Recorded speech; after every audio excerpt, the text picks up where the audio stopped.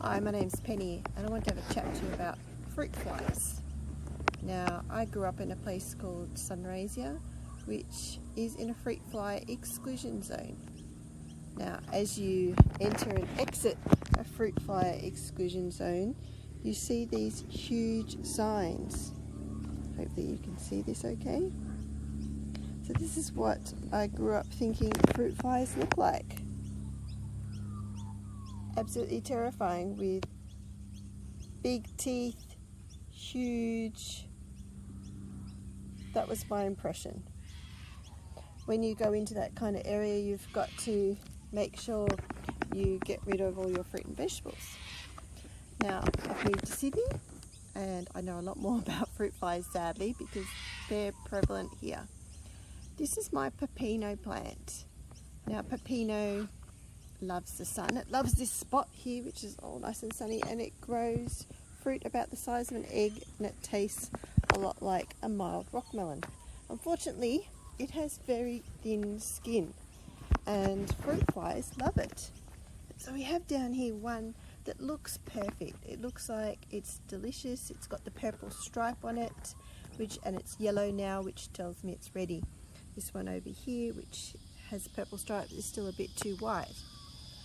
But you can see I've been a bit neglectful in the garden. If we turn it over, you can see it's been ravaged by fruit flies, sadly. It's all rotten, and we've got a beetle in there as well. So fruit flies are very hard in a garden. Let's see if we can actually see some fruit flies. I can get any to fly about.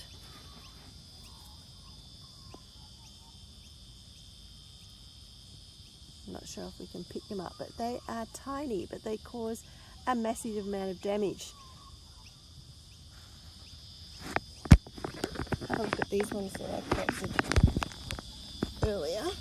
So it's important with your thin-skinned plants that you check them regularly and remove any that have fruit fly strike on them. So when people talk about fruit fly strike, they're talking about evidence that the fruit fly has laid their eggs. So if we have a look, you can just see little dots here. So just near my nail, you can see those strikes there. That's where they have put the eggs into the fruit that will then hatch out the maggots. So if you see those tiny little dots, that tells you that you've been struck by fruit fly. So what you need to do is pick the fruit, like I have here, and you really should do it a bit more often than I have. Put it in a plastic bag. I've got a yellow cover over here.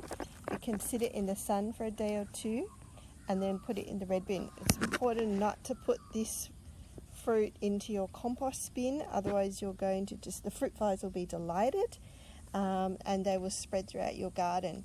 So be careful to check any fruit and vegetables you have with thin skin. Tomatoes, I've now given up growing large tomatoes and just grow cherry tomatoes because they don't seem to have a problem. Large tomatoes fruit flies love. You can try and prevent them. So what you can do is get bags. You can sow them or buy them, and you can tie them onto the fruit to prevent the fruit flies getting there.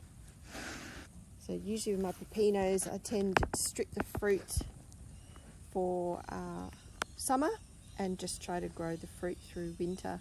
They do go through winter, but a lot slower because we have so much trouble with them. So the Queensland fruit fly is a huge problem here in Sydney. Be careful with it. We don't want to try to spread it to our neighbours. You can see I've got a bit of work to do here, which I'm going to crack on with now. Thank you for listening.